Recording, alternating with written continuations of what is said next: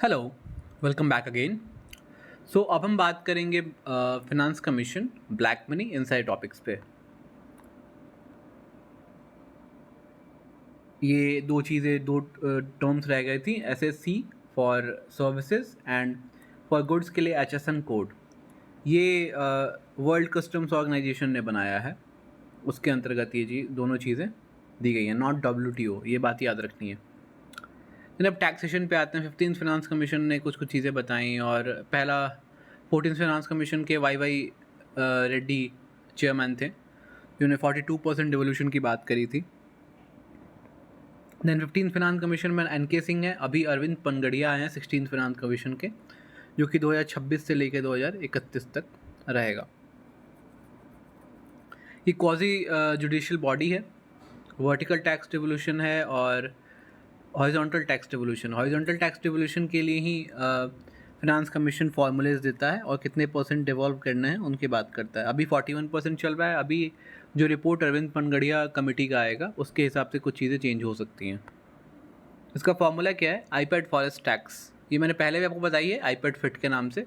तो income distance 45%, population 15%, and then area 15%, forest and ecology 10%, demographic performance 2.5%, tax efforts 2.5%। UTs जो है वो finance commission के जरिस्डिक्शन में नहीं है, उनके कोई पैसा डायरेक्टली फिनांस कमीशन के रिकमेंडेशन पे नहीं मिलता, रैदर वो प्रेसिडेंशियल डिस्क्रिप्शन पे उन्हें पैसे मिलते हैं। अब grants in aid, 15th finance commission 41% horizontal devolution की बात करता है। ग्रांट बहुत सारे तरीके के हो सकते हैं, local bodies grant, post devolution revenue deficit grants, special grants. उसके अलावा सेंट्रली स्पॉन्सर्ड स्कीम्स होते हैं, जिसमें विद शेयर कुछ टाइप से स्कीम्स चलाए जाते हैं, जिसमें स्टेट्स और central government part of expense cover करता है। प्रेसिडेंट ऑफ इंडिया हमेशा एक टर्म्स ऑफ रेफरेंस देते हैं फिनांस कमीशन को, जिसमें फिनांस कमीशन अपने विचार देता है, अपने रिकमेंडेशंस देता है। स्पेशल कैटेगरी स्टेटस, ये टर्म बहुत ज़्यादा न्यूज़ में रहता है, just because some states always demand that उन्हें स्पेशल कैटेगरी स्टेटस देनी चाहिए। इसके कुछ फ़ायदे भी हैं, कुछ नुकसान भी हैं। आइए देखते हैं स्पेशल कैटेगरी स्टेटस में क्या है। 1952 में नेशनल डेवलपमेंट काउंसिल, जो कि प्राइम मिनिस्टर और चीफ मिनिस्टर्स के द्वारा कॉन्स्टिट्यूटेड है, वो 5 ईयर प्लान्स को अप्रूव करता था, लेकिन अब नीति आयोग अप्रूव करता है। 1969 से 5th फिनांस कमीशन ने रिकमेंड किया कि कुछ एक्स्ट्रा फंड कुछ सर्टेन डिसएडवांटेज स्टेट्स को देना चाहिए। तो उसके लिए 8 नॉर्थ ईस्टर्न स्टेट्स और 3 Himalayan states, namely Uttarakhand, Himachal Pradesh and Jammu and Kashmir, but Jammu and Kashmir अभी रिमूव हो गया है और वो अभी यूटी के कैटेगरी में है, तो उस पर डायरेक्टली प्रेसिडेंशियल डिस्क्रिशन होगा, वहाँ पे फिनांस कमीशन का कोई बेनिफिट नहीं है। तो ये 8 नॉर्थ ईस्टर्न स्टेट्स और 3 हिमालयन स्टेट्स मिलके 11 स्टेट्स हैं जिन्हें स्पेशल कैटेगरी स्टेटस दिया जाता है। अब यहाँ पे उन्हें जो भी फैक्ट्रीज एटसेट्रा लगाए जाएंगे, वहाँ पे यूनियन टैक्सेस में उन्हें बेनिफिट मिलेगा। सेंट्रली स्पॉन्सर्ड स्कीम्स में सेंटर 90% और स्टेट 10% ही कंट्रीब्यूट करेगा। इन दिस वे स्टेट्स के पास एक बेटर अपॉर्चुनिटी होगी to deal with the socio economic issues with due to the less expense in the schemes which are propounded by the center. अब यहाँ पे कुछ और कैटेगरी क्राइटेरियाज़ हैं जिसके तहत हम स्पेशल कैटेगरी स्टेटस देते हैं। उसका मैंने कोड बनाया है lip fit. L for low population, I for infra backwardness, then P for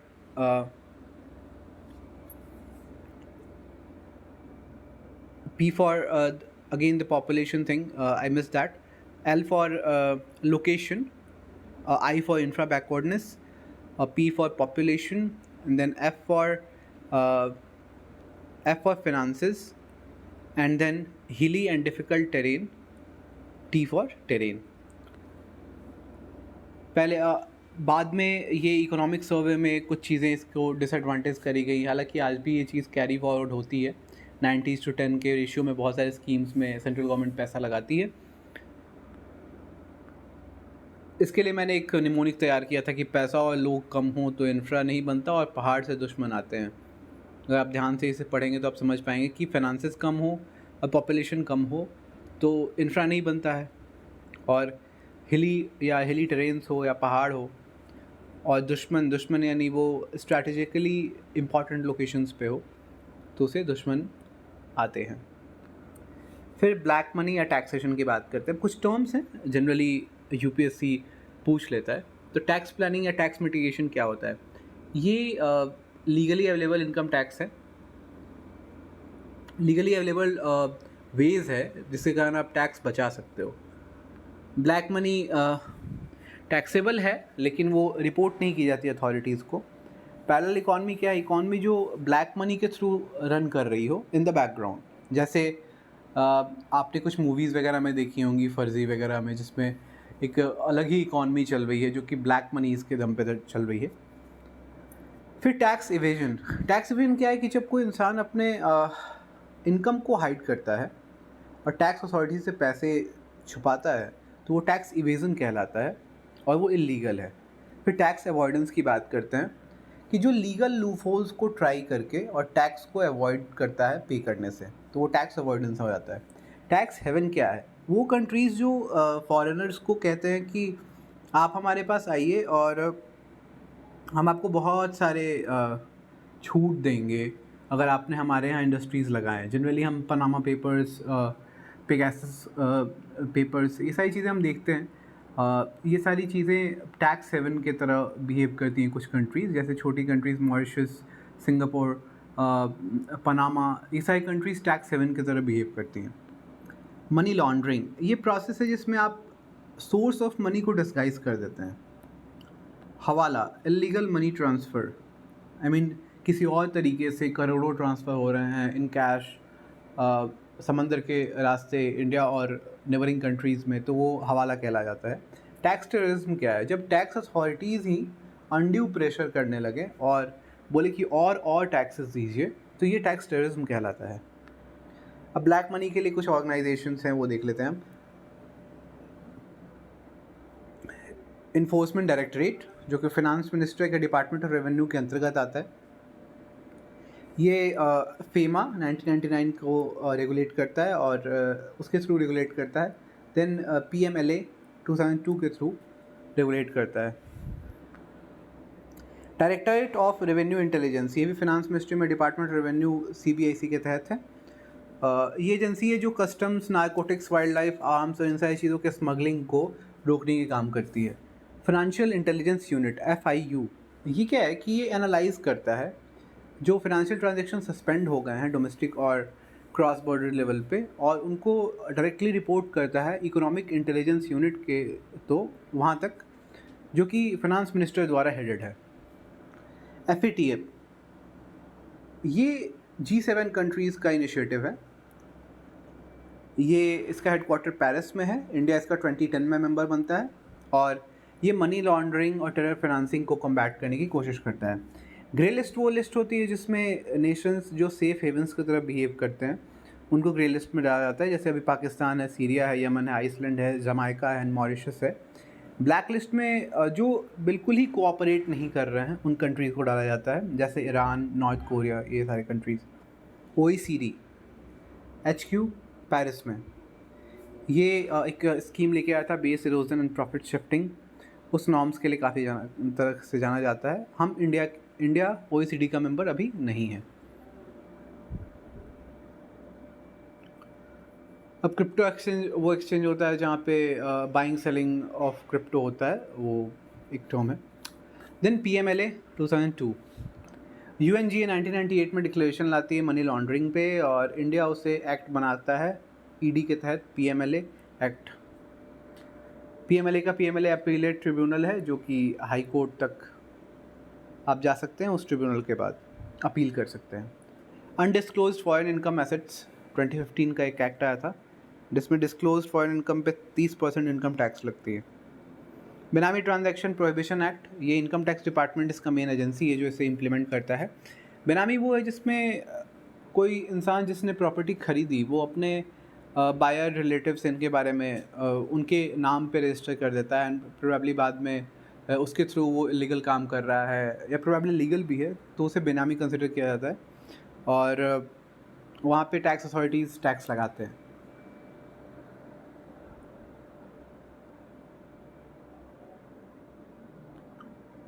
operation clean money ये आईटी डिपार्टमेंट की पोस्ट डिमोनेटाइजेशन स्कीम थी जिसमें जो भी पैसे जो छुपाए हुए थे या किसी ने होर्डिंग करी थी वो सारी चीज़ों को बाहर लाया गया।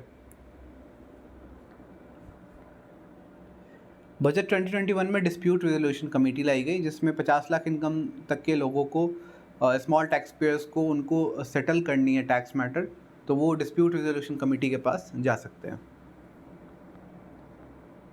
टैक्स अवॉइडेंस DTEA ये टैक्स ट्रीटी है बिटवीन कंट्रीज़। ओके, ऑब्जेक्टिव क्या है कि टैक्स पे जो रिसाइड करते हैं एक कंट्री में और दूसरे कंट्री में वो पैसे अर्न करते हैं तो वो उनको दो जगह टैक्स ना देना पड़े, इसलिए ये एग्रीमेंट की जाती है बिटवीन कंट्रीज़। तो इंडिया मॉरिशस का DTAA है 1982 में। तो मॉरिशस का कोई इंसान है अगर वो इंडिया में शेयर्स खरीदता है तो इंडिया उनसे टैक्स की डिमांड नहीं करेगा बट मॉरिशस करेगा। ओके, कैपिटल गेन्स टैक्स ही लगते हैं वहाँ पे भी।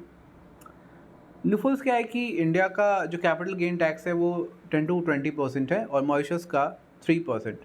तो बहुत सारे शेल कंपनीज इंडिया के मॉरिशस में अपनी कंपनी खोल के और in the name of that company वो इंडिया में इन्वेस्ट करते हैं सो दैट उनका कैपिटल गेन्स टैक्स जो लग रहा है वो बहुत ही मिनिमम हो। और इसी प्रोसेस को हम राउंड ट्रिपिंग कहते हैं। ऐसे ही इंडिया सिंगापुर DTAA में भी लूफोल्स हैं जिसको लोग अक्सर एक्सप्लॉइट करते हैं। अब इंडिया बजट 2015 में पोएम लॉज लेके आता है, प्लेस ऑफ इफेक्टिव मैनेजमेंट। अगर कोई इंडियन कंपनी है वो प्रॉफिट अर्न कर रही है अपने शेल कंपनी के थ्रू और किसी टैक्स हेवन कंट्री में बैठी हुई है तो इंडियन कंपनी को वो इंडियन कंपनी इंडिया में सारे काम करने के बावजूद वहाँ से कंट्रोल कर रही हैं चीज़ों को, तो इंडिया को ही प्लेस ऑफ इफेक्टिव मैनेजमेंट माना जाएगा और उन पे कॉरपोरेशन टैक्स लगेगी ऑलमोस्ट 40%, सरचार्ज और सेस भी लगेगा। Base erosion and profit shifting, इसमें MNCs हैं जो इंडिया में अपने फास्ट फूड के आउटलेट्स या अपने सर्वर्स खोल देते हैं in case of communication technology companies, और MNC कहेगा कि वो अपने जो मैनेजमेंट है वो कहीं और से कर रहा है बट जो अर्निंग है वो इंडिया से कर रहा है। तो जो मैनेजमेंट होगी वो कहीं और से है तो हमने बेस को इरोड कर दिया और प्रॉफिट को शिफ्ट कर दिया। That's why BEPS, base erosion and profit shifting. तो जनरली इससे क्या होता है कि इंडियन गवर्नमेंट उसे टैक्स उतनी इफेक्टिवली नहीं कर पाती उस पर्टिकुलर कंपनी को, तो इस तरीके से वो जनरली अपने पैसे को बचा लेते हैं। तो अब इंडिया ने बोला कि हम उस पर 40% का कॉरपोरेशन टैक्स बाय डिफ़ॉल्ट लगाएंगे अगर वो इंडिया में अपने सर्वर्स वगैरह ये सारी चीज़ें यूज़ कर रहे हैं तो, और अगर वो अपने ऑपरेटिंग कॉस्ट को लगा के और अपने प्रॉफिट को बहुत ही लो दिखाएंगे फिर भी हम उन पर MAT ज़रूर ही लगाएंगे। ट्रांसफ़र प्राइसिंग क्या है कि ये तब होता है जब दो subsidiary company same national multinational group का एक दूसरे के बीच में ट्रेड करके और मिसयूज़ करते हैं DTAA को। तो क्या करते हैं कि वो बहुत ही चीप प्राइसेस पे बाहर से सामान ला के इंडिया में इन्वेस्ट करते हैं, बाहर से पैसे ला के इंडिया में इन्वेस्ट करते हैं। तो इसे ट्रांसफ़र प्राइसिंग कहते हैं कि आपने एक ही सब्सिडी के बीच में अगर इंडिया में वही चीज़ बहुत ही ज़्यादा एक्सपेंसिव हो जाती है, आई मीन वही सर्विसेज बहुत ज़्यादा टैक्सेशन लग जाएंगे इंडिया में, तो ये लोग उसे अपनी ही subsidiary of different country, different tax haven country में ट्रांसफ़र करके और वहाँ से उस चीज़ को शो करेंगे so that Indian government can not tax effectively. इसके लिए अथॉरिटी फॉर एडवांस रूलिंग है जिसने ट्रांसफ़र प्राइसिंग एग्रीमेंट करा है डिफरेंट कंट्रीज़ के साथ। अब एंजल टैक्स क्या है? एंजल टैक्स अनलिस्टेड कंपनीज़ पे लगता है जो कैपिटल रेज करते हैं at a rate more than the company value. Okay, जिससे कंपनी का वैल्यूएशन बढ़ जाता है। अब एग्जांपल जैसे शार्क टैंक में ही बहुत सारी कंपनीज आते हैं, वो अपनी वैल्यूएशन मनमाने तरीके से कोट कर पाते हैं। आई मीन वो कहते हैं कि इतने परसेंट वैल्यूएशन के लिए इतनी करोड़। तो ओवरऑल अगर उनका टर्नओवर या उनका वैल्यूएशन देखेगा 2% के लिए 50 करोड़ उन्होंने मांगा, तो आप कैलकुलेट कर सकते हैं कि कितना हो जाएगा उनका वैल्यूएशन। आई मीन अगर हम उसे कन्वर्ट करें 100% के, तो 1000 करोड़ की वो कंपनी अचानक से अपनी बना ली है। ओके, तो ये जो उनका कोटेशन है वो उनके नॉर्मल वर्थ से ज़्यादा होगा, तो उस पर एक टैक्स लगती है, उसे एंजल टैक्स कहते हैं। जो लोग इस पे इन्वेस्ट करेंगे उन पे लगेगी ये टैक्स। ये उन स्टार्टअप्स के लिए ही एग्जेम्प्टेड है जो DPIIT कॉमर्स मिनिस्ट्री के अंतर्गत अगर रजिस्टर्ड हैं, तो उन पे ये एंजल टैक्स नहीं लगेगा। अगर वो 25 करोड़ से नीचे टर्नओवर अगर अपना रखे हुए हैं तो। GAAR general anti avoidance rules. अब DTAA, POEM, BEPS, transfer pricing, इन सारे प्रॉब्लम्स को एक जगह कांग्रेस गवर्नमेंट ने पार्थ सारथी शोम पैनल एक बनाया और उसके अंतर्गत इसे स्टडी करने को बोला। बाद में GAAR रूल आई 2012 में IT एक्ट में। गार क्या करती है कि ये IT ऑफिशियल्स को इनेबल करती है सो दैट वो सेंड कर पाएँ notices to both Indians and foreigners for suspected tax avoidance. Okay,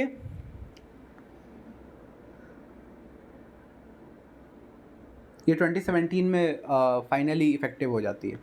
retrospective taxation क्या है कि जब भी कोई अब ये सिविल लॉ की तरह बिहेव करता है रेट्रोस्पेक्टिव टैक्सेशन, जो पहले के भी स्कीम के हिसाब से आज भी टैक्स ले सकता है। ये कुछ एग्जांपल्स हैं, उतने इम्पॉर्टेंट नहीं है। अब ग्लोबल मिनिमम टैक्स की OECD बात कर रहा है। अब हमेशा से इनडायरेक्ट ट्रांसफ़र होती है एसेट्स की, तो अब क्या है कि G7 का एक फ्रेमवर्क आया ग्लोबल मिनिमम टैक्स का 15%। तो इसका थीम क्या था, बिल्ड बैक बेटर, और टैक्स रिडक्शन रेस जो है डिफरेंट FDI इन्वेस्टमेंट को ल्योर करने के लिए डिफरेंट कंट्रीज़ के बीच में, तो उसको कम करने के लिए क्या है, इसमें 2 पिलर्स हैं। एक पहला है कि 1/4 of profit more than certain margin will be distributed to company where users are there.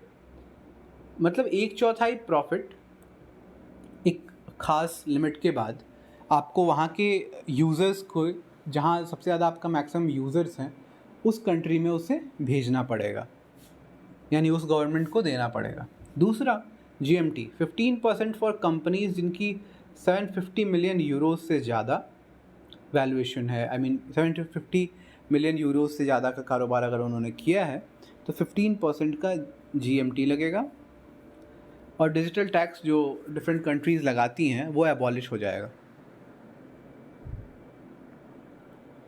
अब कुछ पेइंग टैक्सेस के लिए जो उसे नॉर्मलाइज और उससे फॉर्मलाइज किया गया, उसके लिए कुछ CBIC ने अतिथि ऐप, आइस डैश ऐप और आइस गेट बनाया है, तुरंत कस्टम पोर्टल बनाया है, ये सारी चीज़ें।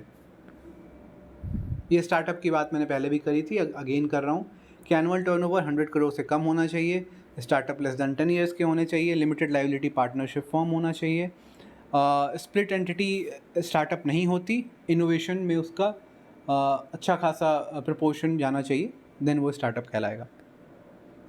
अब depreciation in value of intangible assets is called amortisation, while physical assets का डिप्रिसिएशन को हम डिप्रिसिएशन ही कहते हैं।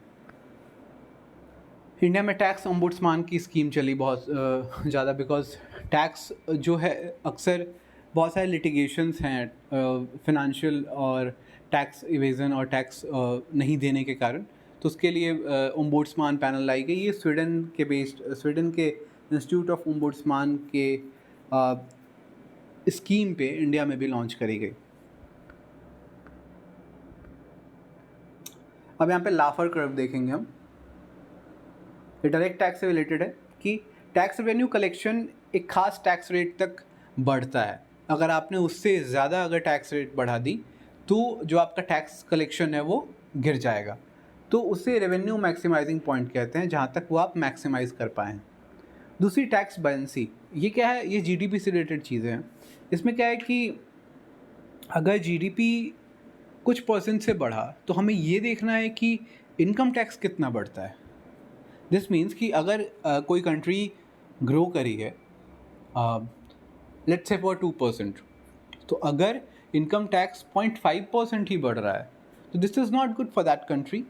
और अगर वही 5% की चीज़ें 2% ग्रोथ अगर हमें 5% इनकम टैक्स दे तो this is quite good for that country and the economy of that country. तो ये चीज़ इम्पैक्ट दिखाता है, impact of income on GDP. दूसरी टैक्स इलास्टिसिटी है। टैक्स इलास्टिसिटी क्या है कि अगर जो पहला इनकम टैक्स स्लैब है वो अगर बढ़ाई जाए तो टैक्स रेवेन्यू में कितना चेंज आता है। लेट्स से कि अगर 5% से 10% कर दिया जाए और आईटी टैक्स रेवेन्यू ठीक से ना बढ़े तो हम कहेंगे टैक्स इलास्टिक नहीं है। और अगर 5% हमने स्लैब जो है वो 5 लाख से ऊपर कर दिया और ज़्यादा कर दिया तो हमारा टैक्सेशन अगर उसे कितना हमें और टैक्स मिलेगा इनकम टैक्स, वो बेसिकली हमारी इलास्टिसिटी को शो करता है। तो डायरेक्ट टैक्स का जो इलास्टिसिटी है वो लाफर कर्व के अनुसार वैरी करता है। इनडायरेक्ट टैक्स का इलास्टिसिटी जो है वो प्रोडक्ट बाय प्रोडक्ट वैरी करता है। अब बजट में कुछ कंपनीज़ के अनुसार उनके लिए कैपिटल एक्सपेंडिचर वगैरह क्या क्या हो सकती है। तो कंपनीज़ के लिए रेवेन्यू एक्सपेंडिचर क्या है, वो जहाँ इंस्टॉलमेंट अपने लगाए हैं जो इस्टेब्लिशमेंट है उनकी, वहाँ पे rent, repair, utility tax, salary, business travels, ये सारी चीज़ें रेवेन्यू एक्सपेंडिचर हो सकती हैं किसी कंपनी की। कैपिटल एक्सपेंडिचर उसी कंपनी की क्या होगी। फिज़िकल के लिए अगर देखें तो land, building, vehicle, equipments, machines. And intangible अगर हम देखें तो पेटेंट, कॉपीराइट, लाइसेंस फ़ी जैसे टेलीकॉम कंपनीज़ को लगती है। लाइसेंस एनुअली देना पड़ता है और स्पेक्टर चुंगी एक एक तरीके का टैक्स होता है। हर बार स्पेक्ट्रम के लिए आप टैक्स देते हो, उसे चुंगी कहते हैं हिंदी में। बेसिकली ये समझने के लिए ऐसे टर्म है। तो एनुअल इंस्टॉलमेंट देनी है लाइसेंस फ़ी में, और एनुअली अगर दिया जा रहा है तो इसे रेवेन्यू एक्सपेंडिचर मानना चाहिए। बट सरकार क्या कहती है कि नहीं, ये कैपिटल एक्सपेंडिचर की तरह हम मानेंगे। अब नॉन टैक्स रिसीट्स देख लेते हैं हम थोड़ा। ये हमने पहले भी देखी थी कि टैक्स में डायरेक्ट और इनडायरेक्ट होता है। नॉन टैक्स में selling goods and services, dividend profit from PSUs, interest received, grants received, ये सारी चीज़ें। और एक्सपेंडिचर में क्या है, interest paid on loans, grants given, subsidies, defence, salaries, pensions. अब कैपिटल रिसीट्स में क्या है, debt, internal and external, non debt, loan receipts and disinvestment. Expenditure में क्या है, loans given, capital goods, assets and then investments. Notable sources of non tax revenue, interest receipt, इसमें union loan जो states को देती है वो, CPSEs और रेलवे से जो चीज़ें मिलती हैं वो, डिविडेंड एंड प्रॉफिट जो PSUs से मिल रहे हैं, PSB से मिल रहे हैं या RBI ने दिया, वो भी इंटरेस्ट रिसीट में ही आएगा, नॉन टैक्स रेवेन्यू में ही आएगा। Income from selling various goods and services such as railways, postal services, tickets, ये सारी चीज़ें। मॉन्यूमेंट्स में जो फ़ी लगती है वो भी। ग्रांट्स, लोन जो रिसीव किए जाते हैं बाय यूनियन वो, ठीक है। रेवेन्यू रिसीट्स क्या होता है, net tax receipts plus non tax receipts. तो जनरली जो टैक्स रिसीट्स होते हैं वो ज़्यादा होते हैं नॉन टैक्स रिसीट्स से।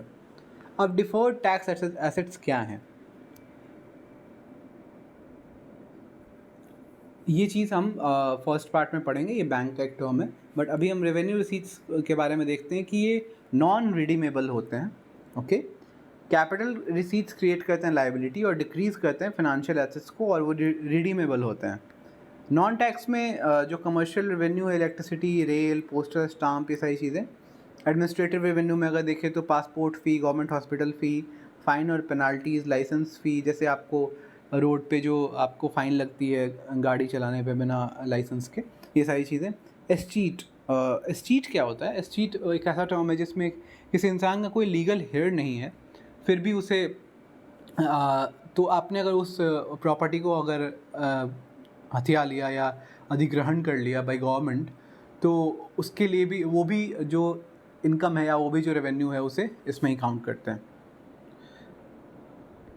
रेवेन्यू एक्सपेंसेस में क्या है कि इंटरेस्ट जो पेड किए गए डिफरेंट प्रीवियस लोन्स पे वो, grant in aids to state and local bodies, subsidies जो देते हैं वो, डिफेंस रेवेन्यू एक्सपेंडिचर ये भी, पेंशन टू रिटायर्ड एम्प्लॉयज़ ये, economic services, social services, expenditure on administrative machinery, revenue expenditure of UT without legislature, because वो centre से दिया जाता है, दैट्स वाई वो भी रेवेन्यू एक्सपेंसेस में आता है। Revenue deficit is equal to revenue receipts minus revenue expenditure. Okay, types of subsidies. अब सब्सिडीज़ के क्या क्या टाइप्स हैं? ये कैश में अगर दिया जाए, जैसे पीएम किसान, एलपीजी, एल पहल एटसेट्रा, ये सारी चीज़ें। काइंड में दिया जाए, अगर फ्री यूनिफॉर्म दे दिया गया, स्कूल फी फ्री है, स्कूल बैग्स दिए गए, ड्रेसेस दिए गए। इनडायरेक्ट सब्सिडीज़ क्या है? Cheap fees in government colleges, cheap kerosene, cheap urea. Implicit subsidies क्या है? गवर्नमेंट अगर सप्रेस करती है supply to increase the prices to help a sector, ये इम्प्लिसिट सब्सिडी है। क्रॉस सब्सिडाइजेशन क्या है? क्रॉस सब्सिडाइजेशन क्या है? To keep rail travel cheap for poors, railway passenger tickets lower then it's input cost. अब cross subsidisation में क्या है कि हाई लॉस के लिए हमने फ्रेट प्राइसेस हाई कर दी। जैसे पैसेंजर ट्रेन्स के लिए हमने इनपुट कॉस्ट से कम फ़ीस लिए, लेकिन वहीं फ्रेट कॉरिडोर्स पे सामान पहुंचाने के लिए, गुड्स पहुंचाने के लिए हमने उसके टिकट्स हाई कर दिए, सो दैट हम इधर का जो लॉस है उधर मेकअप कर पाएँ।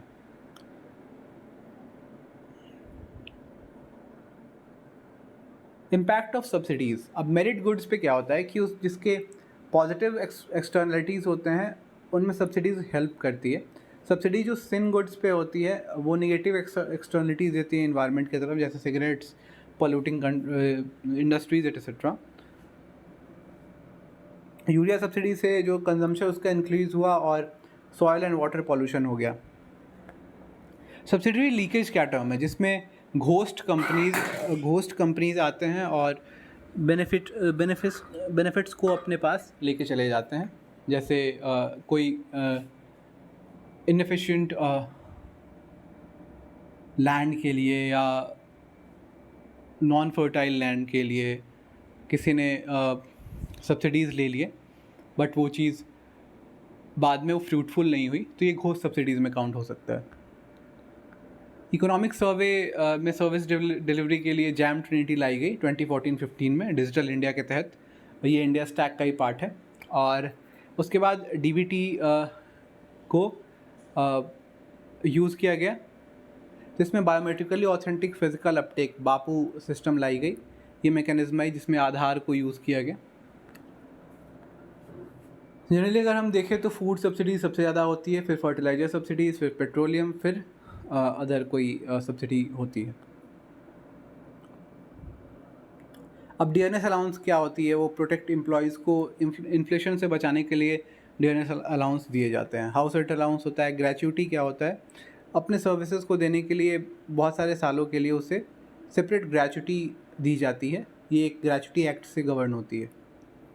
OROP भी अशोक माथुर कमेटी के थ्रू ही आया था। अब रेवेन्यू डेफिसिट में देखते हैं। रेवेन्यू डेफिसिट क्या है? Revenue expenditure minus revenue receipts. Okay, तो जब रेवेन्यू डेफिसिट बढ़ जाता है तो गवर्नमेंट फोर्स्ड होती है पैसे बोरो करने के लिए और एक्सपेंडिचर को इन कैपिटल पार्ट को कम करती है, सो दैट ह्यूमन डेवलपमेंट हो और लोअर इकोनॉमिक ग्रोथ से हम बचें। Effective revenue deficit. Effective revenue deficit का फॉर्मूला होता है revenue deficit minus grants to various bodies which were spent for creating capital assets. ये इफेक्टिव रेवेन्यू डेफिसिट होती है। अब बजट में कैपिटल पार्ट में कैपिटल रिसीट्स देख लेते हैं।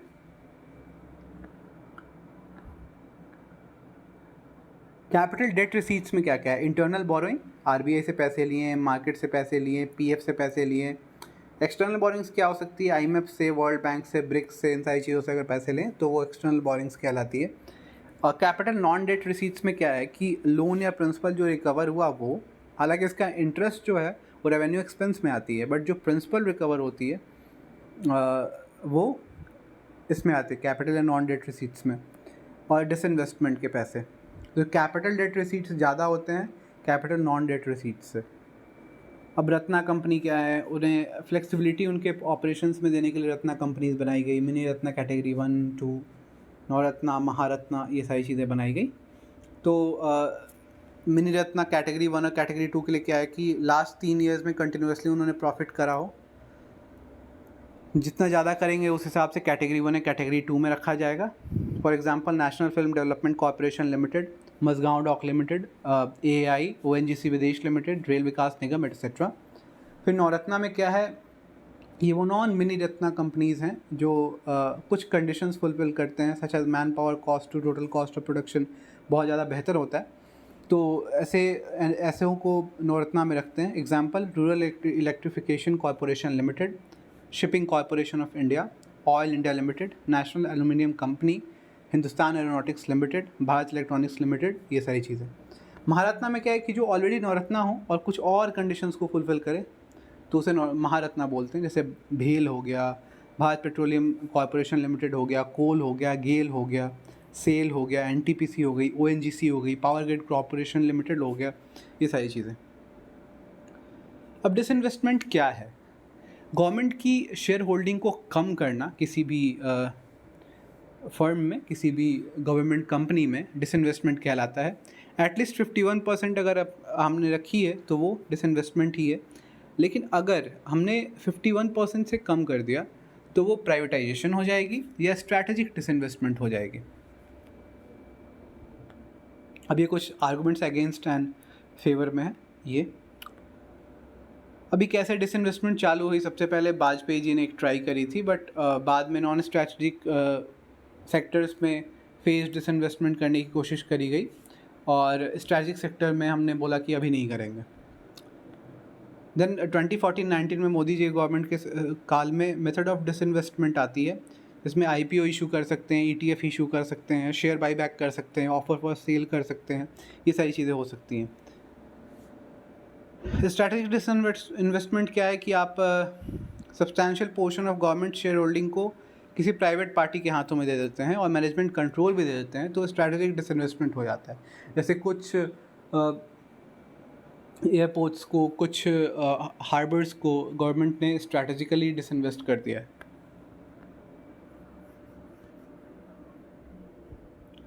अब फिस्कल डेफिसिट के लिए डेट फिनांसिंग की जाती है। तो शॉर्ट टर्म में क्या है कि ways means and advances by RBI होता है।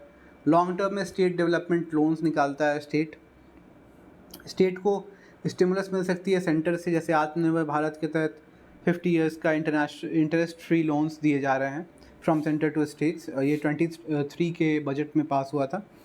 और कुछ डिफरेंट स्टेट गवर्नमेंट अपने मसाला बॉन्ड्स भी इशू कर पाते हैं, जैसे केरला ने लंदन में मसाला बॉन्ड्स किया था रुपए के टर्म्स में।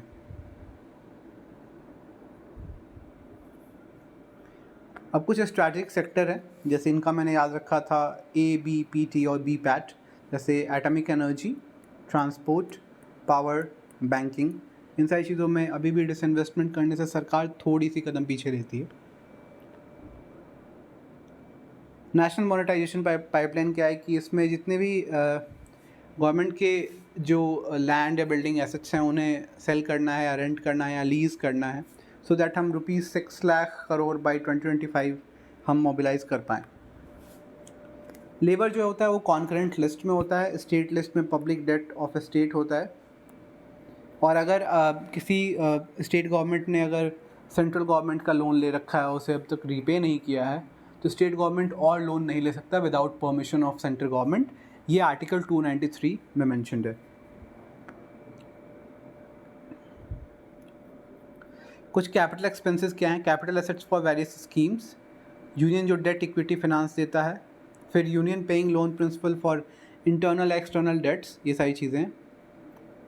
अब आत्मनिर्भर 2020 में कैपेक्स स्कीम आया था, जिसमें special assistance to state for capital expenditure है। इंटरेस्ट फ्री लोन्स हैं 50 सालों के लिए स्टेट गवर्नमेंट को, और कैपिटल एक्सपेंडिचर अगर वो इलेक्ट्रिसिटी, हेल्थ, इन सारी चीज़ों में करते हैं तो उन्हें 50 ईयर्स तक इंटरेस्ट फ्री लोन्स दिए जाएंगे। अब कुछ टाइप्स ऑफ डेफिसिट देख लेते हैं। रेवेन्यू डेफिसिट क्या होता है? Revenue expenditure minus revenue receipts. Effective revenue deficit क्या होता है? वही रेवेन्यू डेफिसिट्स में से जो ग्रांट्स दिए गए हैं for creation of capital assets उनको देखना। बजट डेफिसिट में क्या है? Budgetary expenditure minus budget receipts. Physical deficit क्या है कि budget deficit plus borrowings excluding internal borrowings. External borings तो हैं ही, बट इंटरनल बोरिंग्स जो ECBs है उन जो ECBs हैं उन्हें यहाँ काउंट नहीं करते हैं। प्राइमरी डेफिसिट क्या है? फिजिकल डेफिसिट है minus interest to be paid on previous loans, ये प्राइमरी डेफिसिट है। अभी कुछ आंकड़े देख लेते हैं कि डेट कंपोजिशन में जो पब्लिक डेट है वो ज़्यादा है, अदर लाइबिलिटीज़ कम है। टोटल पब्लिक डेट में स्टेट गवर्नमेंट का ज़्यादा है और यूनियन गवर्नमेंट का कम है। यूनियन डेट में इंटरनल जो डेट है वो ज़्यादा है, एक्सटर्नल डेट कम है। रूपी डिनोमिनेटेड डेट ज़्यादा है और अदर करेंसी डिनोमिनेटेड डेट कम है। लॉन्ग टर्म टेन्योर के डेट हमारे पास ज़्यादा है, शॉर्ट टर्म वाले कम है। अब यही मैं बात कर रहा था एक्स्ट्रा बजटरी रिसोर्सेज, जिसको ECBs भी कहते हैं और इसे ऑफ बजट रिसोर्सेज भी कहते हैं। जनरली जो पब्लिक सेक्टर अंडरटेकिंग्स हैं और गवर्नमेंट ऑर्गेनाइजेशन है वो गवर्नमेंट के नाम पे और या इसके बिहाफ पे लोन्स ले लेते हैं फॉर अपने day to day activities and capital formation दोनों के लिए। तो इसका इंटायर प्रिंसिपल और इंटरेस्ट सेंट्रल गवर्नमेंट के बजट से ही होता है, पर इनको हम फिस्कल डेफिसिट कैलकुलेट करते वक्त काउंट नहीं करते हैं, लेकिन ये पब्लिक डेट में काउंट होता है। तो इसे याद रखनी होगी कि फिस्कल डेफिसिट में हम काउंट नहीं करते हैं, लेकिन इसे as a public debt count करते हैं और ये बजट के ही रिसोर्सेज से रीपे होता है। अब डेफिसिट कैसे फिनांस कर सकते हैं? इसके लिए टैक्सेशन बढ़ा सकते हैं, लेकिन लाफर कर्व है, एक मैक्सिमम पॉइंट के बाद ख़त्म हो जाएगा। बोरोइंग बढ़ा सकते हैं, जिसे डेफिसिट फिनांसिंग कहते हैं हम। मनी प्रिंट कर सकते हैं, जिसको मोनेटाइज डेफिसिट कहते हैं हम, लेकिन ये हाइपर इन्फ्लेशन कर सकता है। रिकार्डियन इक्विवेलेंस भी है कि कहाँ तक हम डेफिसिट फिनांसिंग कर सकते हैं, कहाँ तक हम बोरो कर सकते हैं। और प्रिंटिंग मनी के टाइम भी हम देख सकते हैं कहाँ तक इन्फ्लेशन को हम कंटेन कर पाएंगे।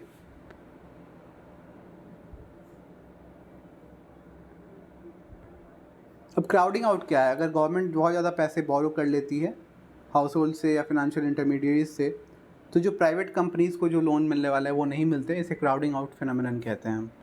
फिजिकल डेफिसिट इंक्रीज़ करता है तो इंडियन सॉवरेन रेटिंग कम हो जाती है। Baa3 स्टेटस है अभी हमारे बॉन्ड्स का।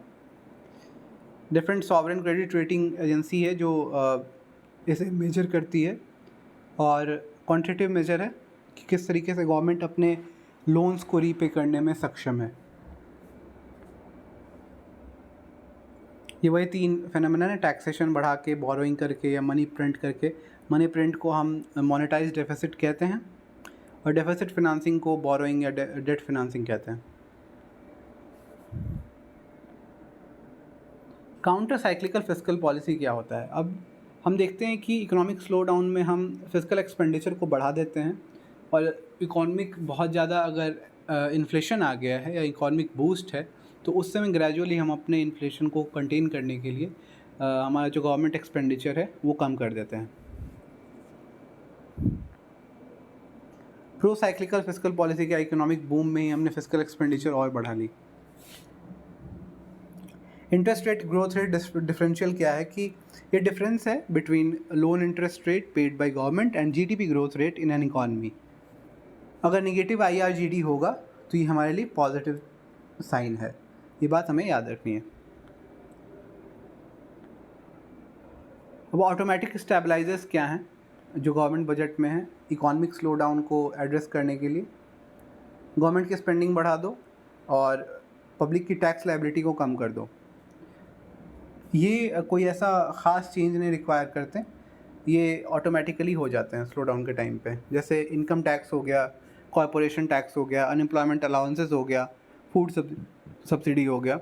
डिस्क्रिशनरी स्टेबलाइजर्स क्या हैं कि RBI एक्टिवली इसमें टेक पार्ट करता है और देन वो पैसे कम करता है, आई मीन इन्फ्लेशन को काउंटर करता है। अब डेफिसिट फिनांसिंग के टर्म में कुछ मिसलेनियस टर्म्स हैं। रिडेम्पशन, जो लोन प्रिंसिपल को रेगुलर इंटरवल पे देना, रिडेम्पशन कहलाता है। एवरग्रीनिंग क्या है कि नए लोन को लेके पुराने लोन को पे कर दिया। रेपुडिएशन क्या है कि गवर्नमेंट खुद ही रिकॉग्नाइज नहीं करती कि हम तुम्हें लोन चुकाएंगे, इसे रेपुडिएशन कहते हैं।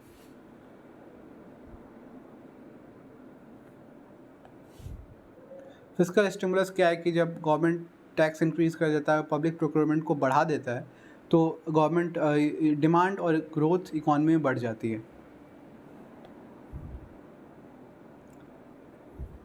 FRBM एक्ट 2003 के बारे में हम देखेंगे कि 2008 में फिस्कल डेफिसिट के लिए टारगेट आया, यूनियन को 3% तक रखना है, स्टेट्स को 3% ऑफ GSDP तक रखना है, नॉमिनल 4.5 तक।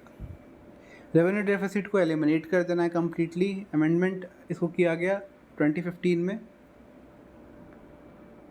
फिर बजट में जेटली साहब को ऐसा लगा कि कोई क्राइसिस अगर आ गई तो उसे कैसे कंटेन करेंगे, तो इसके लिए हमने कुछ अमेंडमेंट्स करे, जिसमें NK Singh panel FRBM review committee दोबारा से आती है 15th फिनांस कमीशन की। ये फिस्कल डेफिसिट को 3% ऑफ GDP फिक्स कर देती है टिल 2024-2025 तक। प्राइमरी डेफिसिट को 0% रखना है। Revenue deficit, effective revenue deficit को बहुत ज़्यादा कम करके ऑलमोस्ट हटा ही देना है। आई मीन ये इनके टारगेट्स FRBM से हट गए, sorry I forgot that. Revenue deficit और इफेक्टिव रेवेन्यू डेफिसिट के टारगेट्स FRBM से हटा दिए गए। Union debt to GDP gradually 40% तक लेके आई है, और general debt to GDP union plus state का 60% तक लेके आई है। ट्रिगर मैकेनिज्म है, एस्केप क्लॉज भी एक लाई गई उसी समय। ये प्रोवाइड करती है trigger mechanism to escape deficit control related clauses in act जो थे। उसके कब ये किया जा सकता है, जैसे नेशनल सिक्योरिटी का प्रॉब्लम आ जाए, नेशनल कैलेमिटी आ गई, एग्रीकल्चर आउटपुट बहुत ही कम हुआ है, मानसून कमज़ोर था इस वजह से, तो ये सारी चीज़ें। अब बजट 2021 में FRBM ने अमेंड किया, टारगेट 4.5% ऑफ GDP कर दिया है fiscal deficit bye 2025-2026।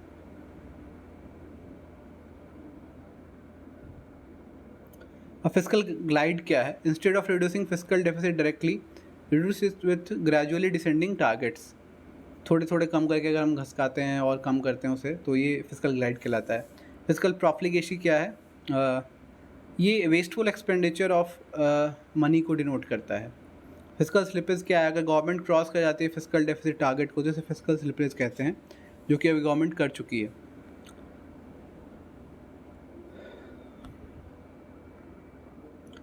Public debt management agency miscellaneous bodies थोड़ा देख लेते हैं। एक्सपेंडिचर मैनेजमेंट कमीशन 2014 में आती है, ये बिमल जलैन कमेटी के नाम से भी जाना जाता है।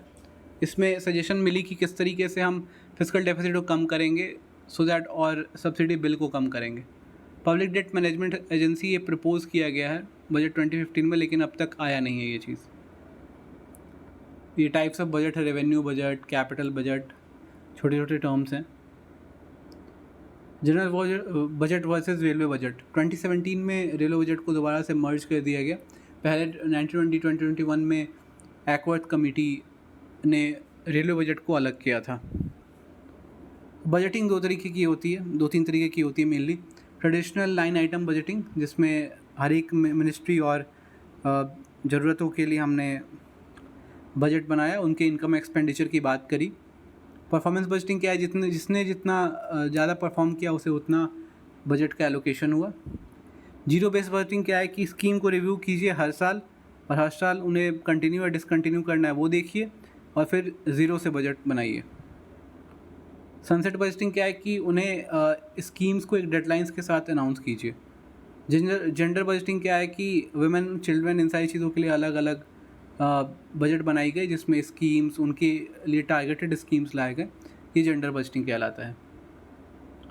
Treasury single account, different government ministry, department, statutory bodies और ऑटोनोमस बॉडीज़ के पास उनके अकाउंट हैं RBI में और डिफरेंट बैंक में। तो TSA एक ऐसा मैकेनिज्म है कि सारे बैंक अकाउंट को एक जगह मर्ज कर देगा और एक सिंगल कंट्रोल के साथ वर्क करेगा। वो department of expenditure ministry of finance के अंतर्गत। गवर्नमेंट डेट में पब्लिक डेट ज़्यादा है अदर लाइबिलिटीज़ से। डेट कॉन्ट्रैक्टेड अगेंस्ट CFI कहते हैं पब्लिक डेट को, और अदर लाइबिलिटीज़ पब्लिक अकाउंट या स्मॉल सेविंग स्कीम्स के हैं तो वो 10% ही है। Here in our block 2। अब हम ब्लॉक 1 की बात करेंगे नेक्स्ट वीडियो में।